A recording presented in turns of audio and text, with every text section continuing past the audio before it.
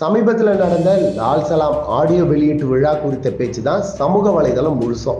Super ஸ்டாரின் மகளும் இயக்குனருமான ஐஸ்வர்யா ரஜினிகாந்த் என் தந்தை சங்கி இல்லைன்னு அவர் பேசிய பேச்சு அரசியல் மற்றும் சினிமா தளத்தில் விவாதங்களை கிளப்பியிருக்கு.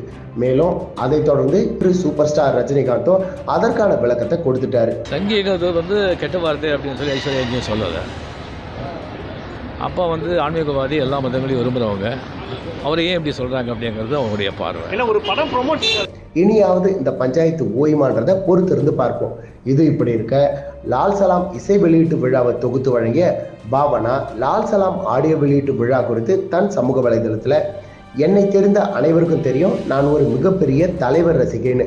இந்த வருடத்தின் தொடக்கம் அற்புதமாக அமைந்திருக்கு.